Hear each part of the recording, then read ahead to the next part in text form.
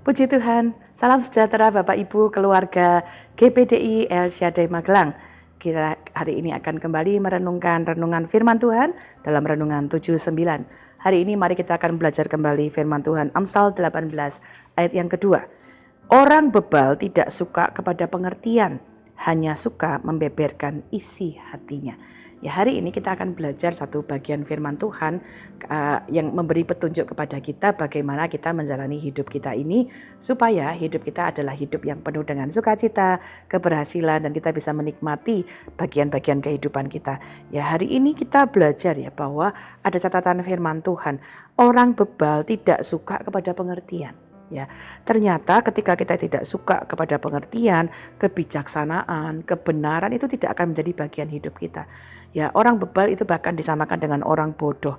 Artinya orang bodoh itu menganggap bahwa kebijaksanaan, kebenaran itu bukan hal yang penting. Lalu apa yang penting? Yang penting itu hanya pikirannya sendiri, kata hatinya sendiri. Ya, ketika pikirannya, pemahamannya, pendapatnya itu kemudian bertabrakan dengan orang lain, dia hanya memilih kata hatinya sendiri, hanya menyukai pikirannya sendiri, hanya mengikuti pikiran apa yang ada di dalam hatinya. Ini adalah salah satu kesalahan terbesar. Ini adalah satu hal-hal yang bahkan firman Allah mengatakan bodoh. Ya, ketika orang hanya mempercayai kata hatinya sendiri, ya, apa yang ada dalam pikirannya sendiri. Kita diberi Tuhan untuk berpikir, untuk dapat membayangkan, ya, memahami, punya kata hati.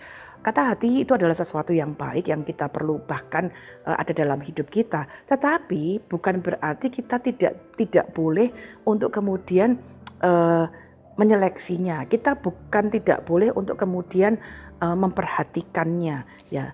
Karena firman Allah berkata kalau kita hanya membeberkan isi hati kita sendiri, kata hati kita sendiri, dan bahkan tidak mau menerima pertimbangan-pertimbangan oleh orang lain, ya itu akan justru menjadi bagian yang akan menjadi jerat bagi diri kita sendiri.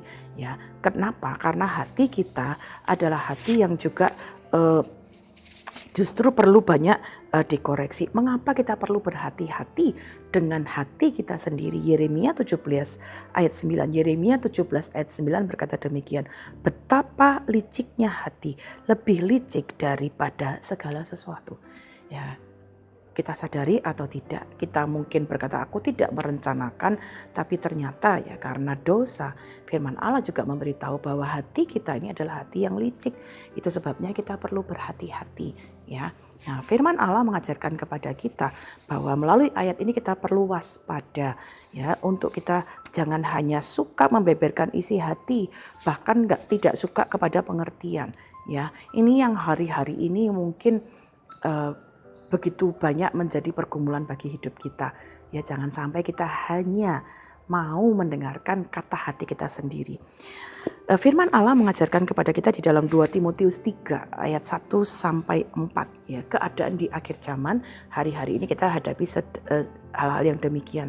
Kita baca 2 Timotius 3 ayat 1 sampai 4. Ketahuilah bahwa pada hari-hari terakhir akan datang masa yang sukar. Manusia akan mencintai dirinya sendiri dan menjadi hamba uang. Mereka akan membual dan menyombongkan diri. Mereka akan menjadi pemfitnah. Mereka akan berontak terhadap orang tua dan tidak tahu berterima kasih. Tidak mempedulikan agama, tidak tahu mengasihi, tidak mau berdamai, suka menjelekkan orang, tidak dapat mengekang diri, garang, tidak suka yang baik, suka pengkhianat, tidak berpikir panjang, berlagak tahu, tidak lebih menuruti hawa nafsu daripada menuruti Allah. Ya, hari ini kita belajar ada satu peringatan yang sangat jelas bagi kita. Sama seperti Amsal berkata, hati-hati. Jangan sampai kita kemudian jadi orang yang bebal, jadi orang yang bodoh karena hanya mengikuti pemikiran sendiri. Dan ini yang kita lihat hari-hari ini di akhir zaman ini, bahwa orang-orang hanya mengikuti apa yang ada dalam pikirannya, apa yang menjadi kata hatinya sendiri. Ya, ini yang kita perlu waspada.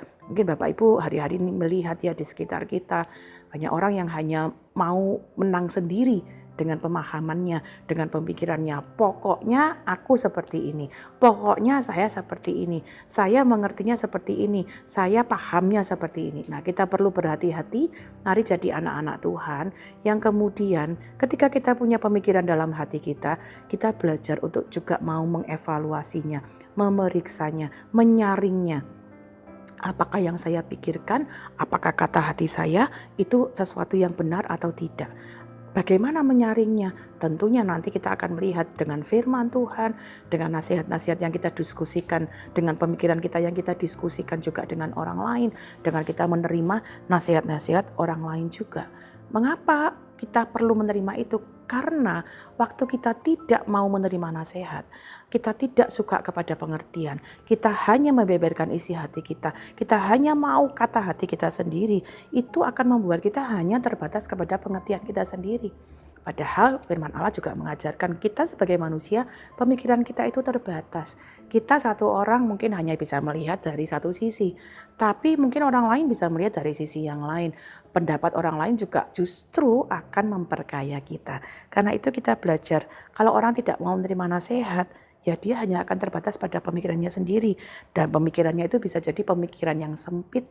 Ya, mungkin kita punya satu masalah bahwa masalah kita hanya dapat diselesaikan dengan pikiran kita, hanya dengan cara yang A, cara satu saja.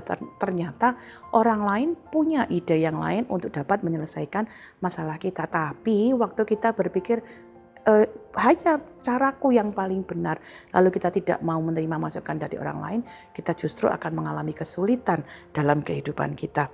Karena itu mari kita belajar, ya, tidak mau menerima nasihat itu bisa berakibat yang buruk dalam kehidupan kita, bahkan juga bisa membuat kita salah dalam kita berpikir, salah dalam kita punya pemahaman, sehingga kita bisa mengalami kehancuran. Karena itu mari kita belajar apa nasihat firman Tuhan. Kalau kita tidak mau jadi bodoh, mari kita belajar untuk terbuka kepada nasihat, terbuka kepada pengertian.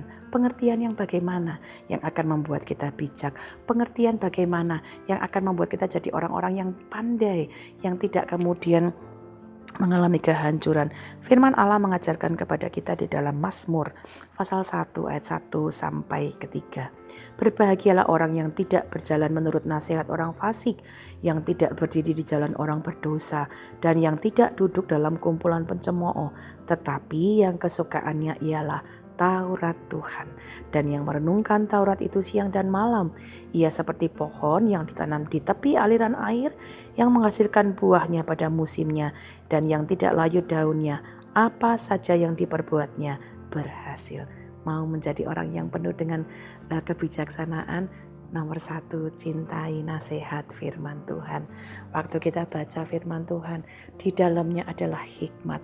Bahkan Amsal berkata, Tuhanlah hikmat itu sendiri. Kalau Tuhan yang menciptakan kita, lalu Tuhan yang memberi kita tahu apa yang kita harus lakukan dalam hidup kita, tentunya itu nasihat yang paling baik. Ya, sama seperti kalau kita memberi sebuah barang, lalu kita mau tahu barang itu bagaimana cara memakainya, pasti kita mencari buku manualnya, buku petunjuknya. Demikian juga hidup kita. Hidup kita itu dibuat oleh Tuhan, diciptakan oleh Dia. Dia memberi kita buku petunjuk penggunaan hidup kita dengan mana? Firman-Nya. Kalau kita baca firman-Nya, suka firman-Nya, maka kita dapat jadi orang-orang yang punya nasihat yang bijaksana. Kenapa? Kita bisa menggunakan, menjalankan hidup kita ini sesuai dengan apa yang menjadi kehendak penciptanya. Karena itu nomor 1, nasihat firman Tuhan, mari kita terima dengan penuh sukacita. Cintai firman Tuhan, suka dengar firman Tuhan. Lalu kita renungkan, apa ya yang saya bisa lakukan dari firman Tuhan. Kalau firman Tuhan mengajarkan kepada kita, ayo bersukacita senantiasa, sukacitalah senantiasa. Atur diri kita untuk bersukacita. Firman Tuhan mengajar kita, ayo kita belajar memperhatikan satu dengan yang lain. Mari memperhatikan, itu cara menggunakan hidup kita dengan bijaksana. Kedua, kita bukan saja menerima nasihat dari firman Tuhan, tapi kita terima nasihat dari orang-orang di sekitar kita. Tentunya orang-orang yang Tuhan taruh sebagai otoritas, orang-orang yang juga hidup takut akan Tuhan. Ibrani 13 ayat 7 berkata, ingatlah akan pemimpin-pemimpin kamu yang telah menyampaikan firman Allah kepadamu. Pemimpin-pemimpin itu banyak dalam hidup kita. Pemimpin dalam keluarga, bisa suami, istri saling mencintai firman Tuhan, dan dengan firman Tuhan itu kita memberi nasihat satu dengan yang lain. Sebagai pemimpin bagi anak-anak adalah orang tua. Sama seperti Efesus 6 ayat 1 berkata, hai anak-anak, taatilah orang tuamu di dalam Tuhan, karena haruslah demikian. Orang-orang tua yang cinta Tuhan, yang suka baca firman, ada hikmat Tuhan. Waktu kita memberi nasihat kepada anak-anak kita, nasihat itu akan menjadikan mereka bijaksana. Pemimpin-pemimpin itu juga, kalau Bapak Ibu menjadi pemimpin di kantor, ya cintai firman Tuhan. Anda sebagai orang yang, sebagai seorang leaders di kantor Anda, dan Anda suka firman Allah, firman itu memberi kita kebijakan. Waktu kita harus mengambil keputusan, kita harus menyelesaikan masalah-masalah, maka nasihat-nasihat yang kita keluarkan itu adalah nasihat-nasihat yang baik. Terima juga nasihat-nasihat dari pimpinan kita. Kalau kita sebagai karyawan, kita bawahan, dan ada nasihat-nasihat yang diberikan, yang baik, yang diberikan oleh pimpinan kita, mari kita terima dengan baik. Anak-anak, terima nasihat dari orang tuamu. Suami dan istri salinglah memberi nasihat. Kita juga terima nasihat dari pemimpin-pemimpin rohani di gereja. Ya, kita dengar firman Tuhan dari hamba-hamba Tuhan. Itu juga nasihat-nasihat yang kita bisa terima dan kita dengarkan dengan baik. Jadi hari ini mari kita belajar. Kalau Amsal 18 memberi kita satu peringatan, jangan jadi orang bebal. Kita bukan hanya mengikuti kata hati kita sendiri, tapi kata hati yang kita seleksi, yang kita saring dengan nasihat firman Tuhan, dengan nasihat-nasihat yang kita dengar, maka itu akan membawa kita menjadi orang-orang yang bijak.